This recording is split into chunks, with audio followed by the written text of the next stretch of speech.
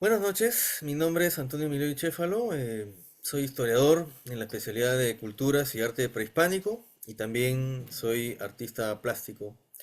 El día de hoy, 19 de septiembre del 2024, se celebran los 200 años del nacimiento de Antonio Raimondi, gran investigador y naturalista que dejó un gran legado al Perú y el mundo.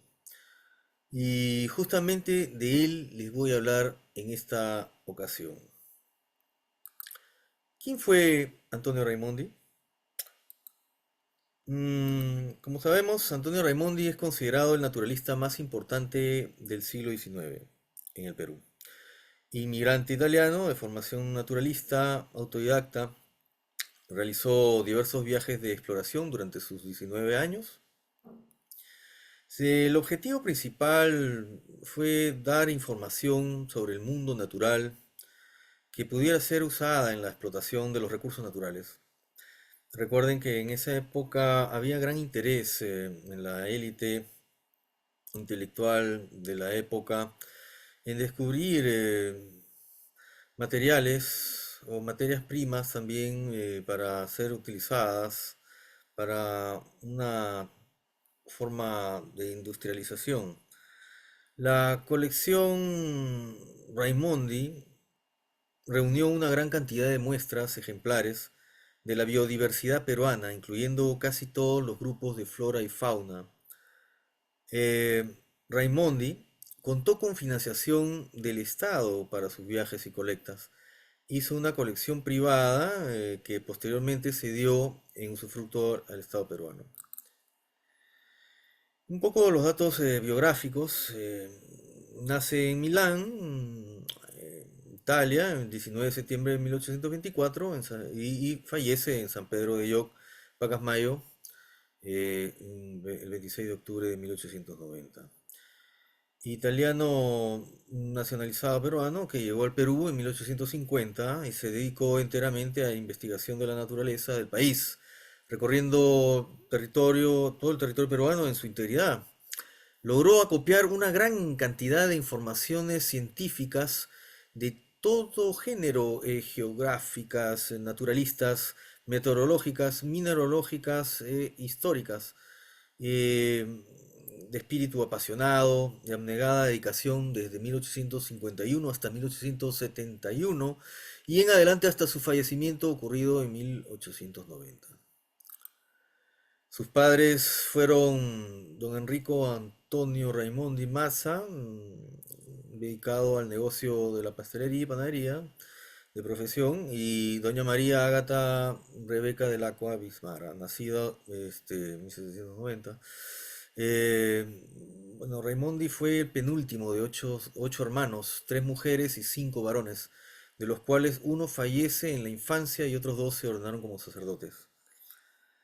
El 2 de septiembre de 1869, Raimondi contrae matrimonio en la parroquia de San Sebastián de Guarazancas con la guaracina Adela Loli, y del cual este matrimonio tiene tres hijos recordados, que son Enrique Raimondi, María Antonieta Raimondi y Elvira Isabel Raimondi.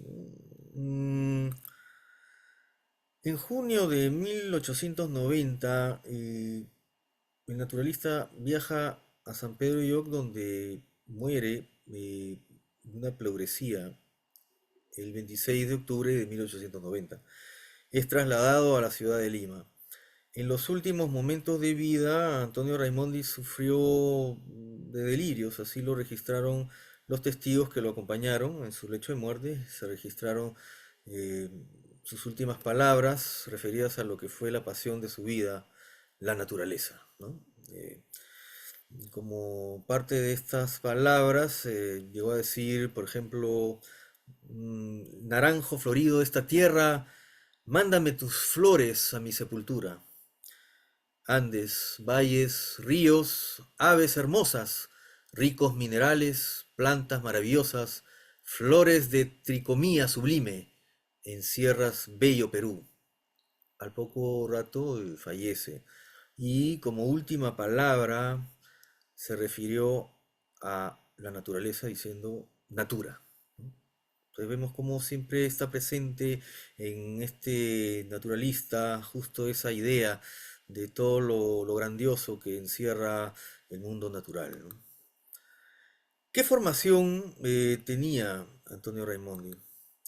Bueno, Antonio Raimondi sintió una fuerte atracción por el estudio de la naturaleza desde muy temprana edad, visitando en varios momentos el Museo Cívico de Historia Natural, así como el Jardín Botánico de Brera. Estos fueron sus espacios de aprendizaje, donde realiza sus primeros dibujos y acuarelas. Formado de modo autodidacta, estudió química, botánica y otras técnicas que debían conformar el bagaje de los exploradores y naturalistas del momento. Investigador, naturalista, geógrafo, explorador, escritor y catedrático. Otras técnicas adquiridas fueron el dibujo y la pintura a la acuarela, realizando en su juventud muchos dibujos y acuarelas de numerosas plantas y animales. ¿Por qué el interés de Raimondi por el Perú?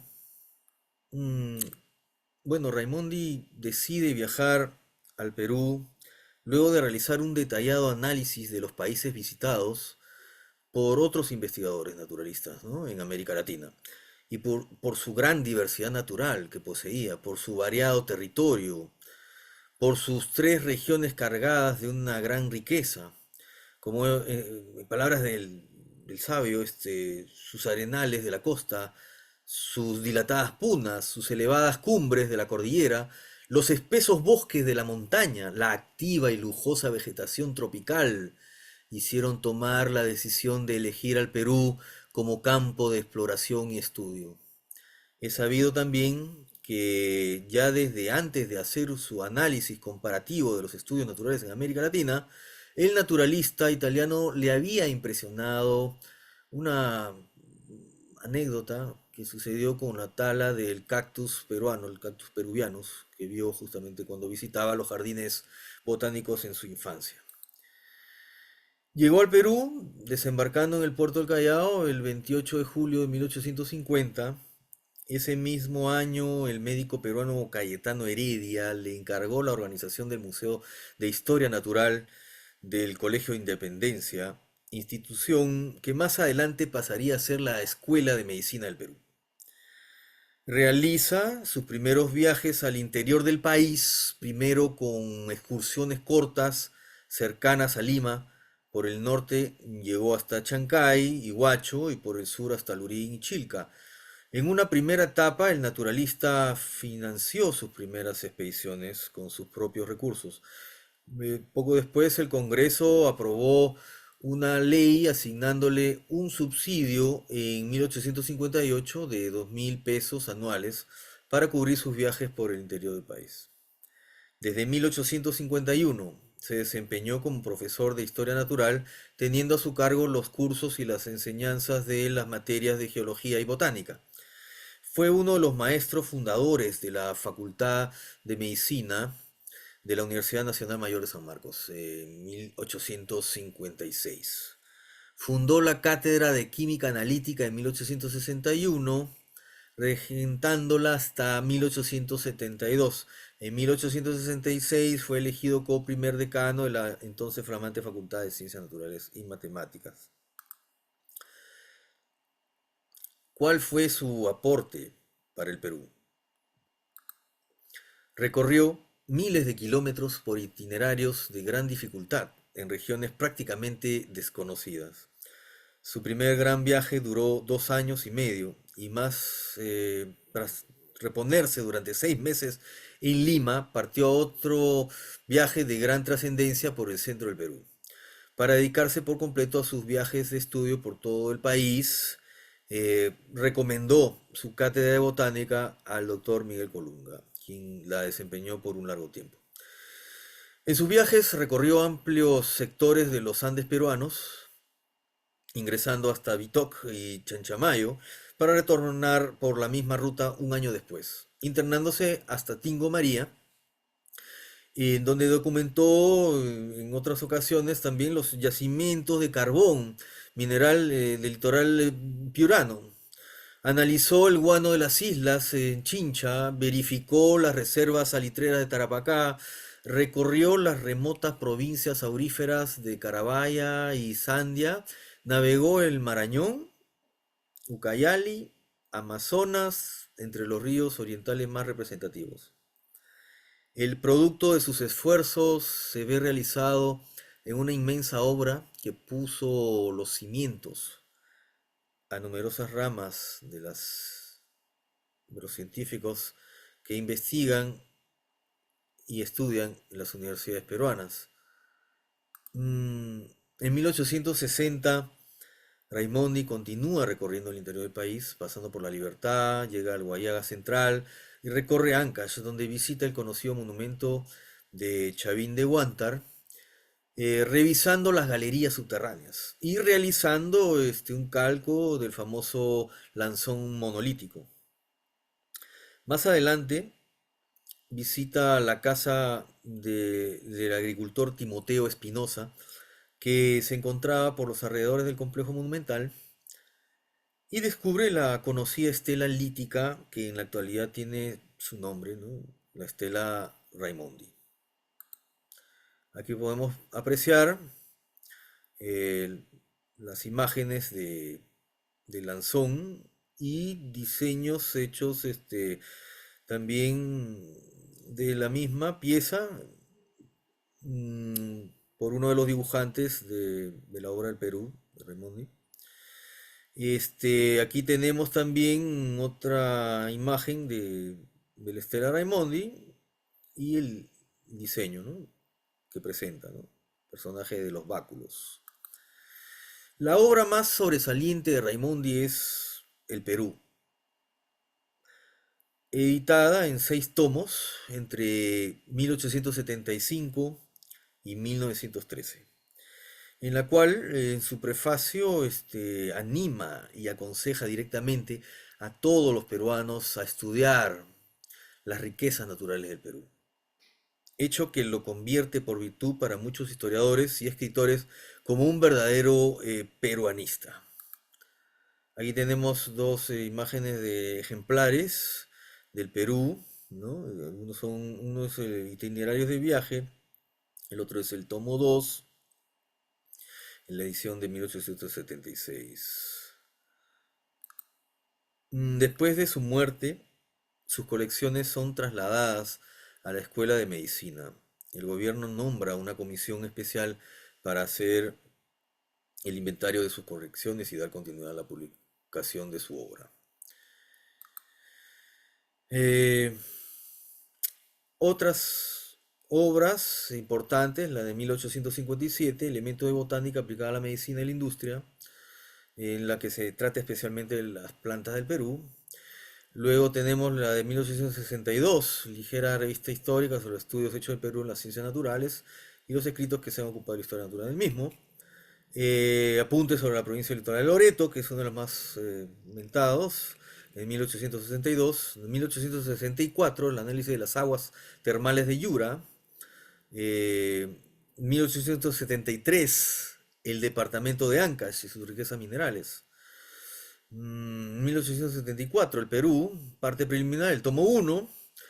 1875, observaciones del dictamen de los señores Cisneros y García en la cuestión relativa al salitre. En el 76, el Perú también, Historia de la Geografía del Perú, tomo 2.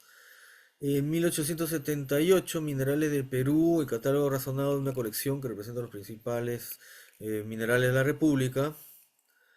El, el Perú, Historia Geográfica del Perú, tomo 3. También tenemos las minas de oro de Carabaya, 1883. 1884, Aguas Potables del Perú. 1885, Memoria sobre el Cerro de Pascua y la montaña de Chanchamayo. Las minas de oro del Perú en 1887. Y bueno, el estudio sobre el magistral que se emplea en el beneficio de los minerales de plata por el método de amalgamación americana, de 1890.